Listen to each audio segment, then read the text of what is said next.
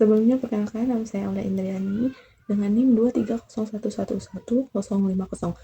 Nah, saya di sini ingin menjelaskan hasil mini riset saya di perusahaan PT Telkom Akses ini. Nah, selanjutnya itu ada dimulai dari profil organisasinya.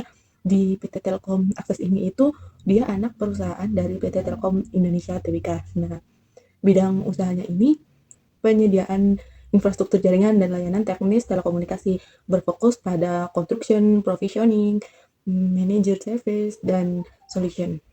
Nah, visi dan misi dari Telkom Akses ini itu, yang pertama itu dari visinya dulu, itu menjadi mitra strategis pilihan telco di Indonesia untuk memajukan masyarakat.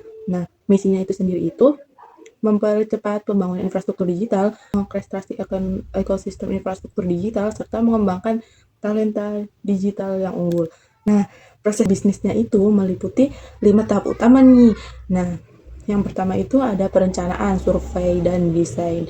Nah, yang kedua itu ada pembangunan atau construction. Terus ada operasi, terus ada operasi pemeliharaan atau manage service. Nah, ada manajemen logistik dan dukungan teknis, terus serta mengembangkan SDM melalui fiber academy, analisis jabatan. Di posisi ini itu bertugas menangani perbaikan jaringan atau kabel di lapangan serta mengelola tiket gangguan melalui aplikasi lensa dengan batas respon awal maksimal itu 3 jam dan durasinya menyelesaikan masalah berkisar antara 5 menit hingga 1 hari. Untuk mengisi jabatan tersebut, kandidat disyaratkan memiliki latar belakang pendidikan itu minimal SMK. Nah, telekomunikasi ini atau teknik elektro diutamakan berpengalaman itu 1 tahun di bidang fiber optik, memegang SIM aktif, siap bekerja di luar ruangan, serta mampu mengoperasikan alat ukur jaringan. Selain syarat formal, posisi ini membutuhkan kombinasi kompetensi teknis dan perilaku yang meliputi kepatuhan SOP dari K3 ini. Nah, orientasi berprestasi, berpikir konseptual, inisiatif yang tinggi, kerjasama tim, serta komitmen terhadap organisasi. Seluruh kinerja jabatan itu diukur berdasarkan 3 target.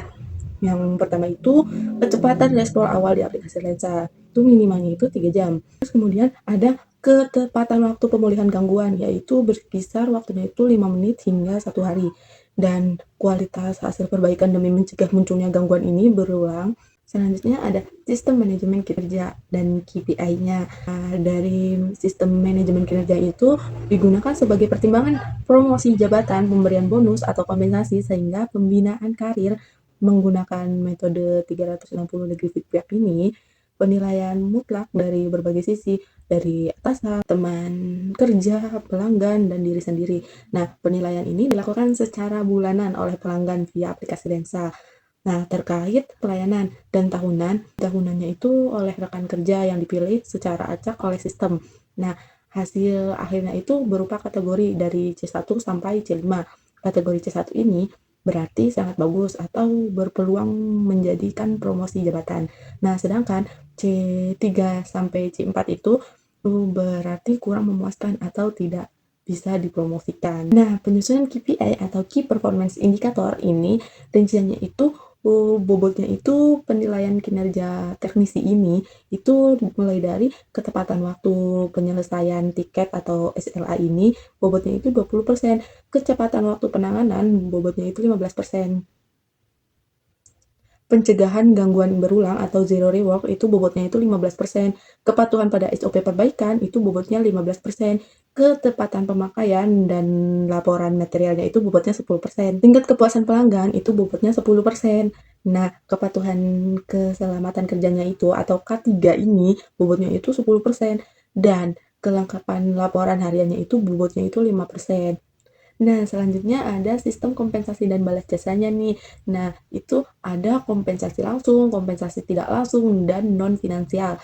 Nah, dari kompensasi langsung ini dulu nih, berupa gaji pokok bulanan, ditambah bonus prestasi jika teknisi berhasil mencapai target jumlah skor poinnya atau tiket closed-nya. Nah, terus ada kompensasi tidak langsung. atau direct pay, jaminan BPJS Ketenagakerjaan, JKK, dan JKM, serta fasilitas kerja seperti kuota internet operasional, tunjangan BBM, dan alat kerja teknis. Ada kompensasi non-finansial.